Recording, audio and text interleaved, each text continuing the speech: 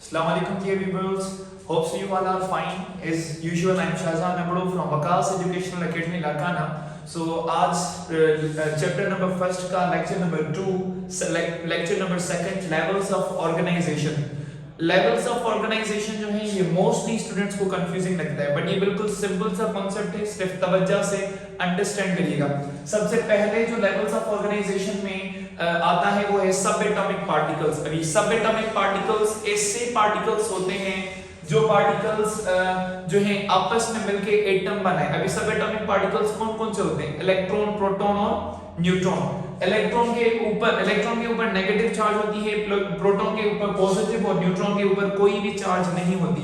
ये तीनों जो है सब एटॉमिक पार्टिकल्स मिलके 120 से ज्यादा अक़साम के एटम्स बनाते हैं, जो एटम्स बाद में कंबाइन होके बनाते हैं जो सब एटॉमिक पार्टिकल जो एटम बाद में कंबाइन होके बनाते हैं मॉलिक्यूल्स।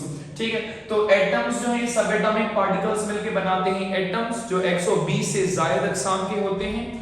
एटम्स मिलके बनाते हैं मॉलिक्यूल्स। अभी मॉलिक्यूल्स की खुद दो अक़साम होती हैं। वैसे मॉलिक्यूल्स होते हैं वो डिफरेंट एटम्स के कॉम्बिनेशन से बनते हैं। तो जो मॉलिक्यूल्स होते हैं उनकी दो अक़साम होती हैं खुद। एक होते हैं माइक्रो मॉलिक्यूल्स, दूसरे होते हैं मैक्रो मॉलिक्यूल्स। माइक्रो की माना होती है स्मॉल मॉलिक्यूल्स जो छोटे हों साइज में भी और वेट में भी, और मैक्रो की माना होती है लार्ज जो बड़े हों। अभी माइक्रो का जो एग्जांपल होगा वो दैट विल बी H2O जो पानी है, दैट्स माइक्रो मॉलिक्यूल।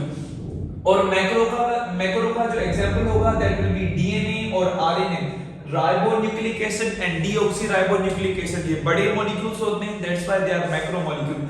ये मिलके बनाते हैं ऑर्गेनेल। अभी ऑर्गेनेल क्या होते हैं? सेल के अंदर जो छोटे-छोटे स्ट्रक्चर्स होते हैं दे आर कॉल्ड ऑर्गेनेल्स, जैसे न्यूक्लियस, माइटोकॉन्ड्रिया, राइबोसोम्स वगैरह वगैरह। ये ऑर्गेनेल्स कंप्लीट होते हैं तभी जाके बनता है सेल। और सेल जो है वो जिंदगी का एक बुनियादी जो है यूनिट होता है। जैसे बिल्डिंग का बुनियादी यूनिट एक जो है ब्रेक होती है, ईंट होती है, ऐसे जिंदगी की शुरुआत जहां से होती है that's actually the cell. Cells directly life नहीं बनाते, सेल्स पहले आपस में कंबाइन होते हैं, कंबाइन होके एक थ्रेड लाइक स्ट्रक्चर बनाते हैं जिसे हम कहते हैं tissues. So tissues are combination of cell. यहां तक जिंदगी खत्म नहीं होती।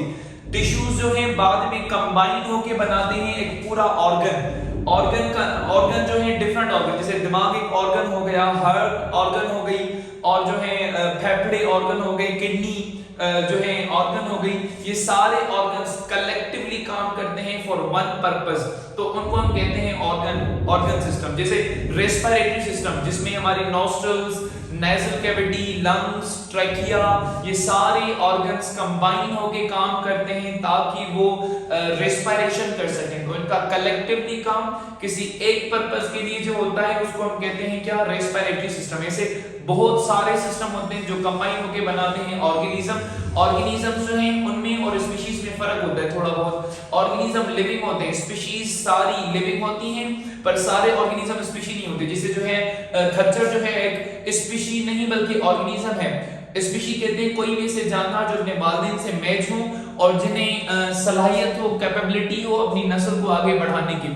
खच्चर जो होता है वो डोंकी और हॉर्स की सेक्सुअल मैटिंग से बनता है, जिससे वो ना तो मुकम्मल तौर पे गधा दिखता है ना ही घोड़ा दिखता है, जिस वजह से वो ना तो स्पीशी है और ना तो स्पीशी है और ना ही उसकी कोई पॉपुलेशन होती है, वो होता है ऑर्गेनिज्म। ठीक है, तो स्पीशीज ऐसे जानवर जो अपने वालिदैन से मैच हों और जिनमें अपनी नस्ल बढ़ाने की सलाहियत हो। स्पीशीज सेम जो होती हैं उनकी कॉम्बिनेशन को पॉपुलेशन कहते हैं। जैसे पाकिस्तान की 22 करोड़ जो है पॉपुलेशन है, 22 crore is a population of humans only जो सेम स्पीशीज है। तो डिफरेंट स्पीशीज जो है वो आपस में मिलके बनाती हैं कम्युनिटी। जैसे एक जो है बफेलो, डॉग, हॉर्स, ये डिफरेंट किस्म के ऑर्गेनिजम्स एक कलेक्टिव माहौल में रहते हैं तो उनको हम कहते हैं कम्युनिटी। अभी कम्युनिटी में एक होते हैं उनके बायोटिक रिलेशन, दूसरे अबायोटिक। जानदारों के साथ रिलेशन बायोटिक, गैर जानदारों के साथ रिलेशंस अबायोटिक। ये दोनों रिलेशंस आ जाते हैं इकोसिस्टम में। और जैसे पानी, ओशन, बड़े-बड़े समंदर हो गए, ये इकोसिस्टम है। रेगिस्तान हो गया सारा, ये इकोसिस्टम है। और उसके अलावा डिफरेंट इकोसिस्टम्स मिलके जमीन का वो वाला हिस्सा बनाते हैं जो वाला हिस्सा बायोस्फीयर कहलाता है। Thank you, kindly like, share and comment on this video. Thank you.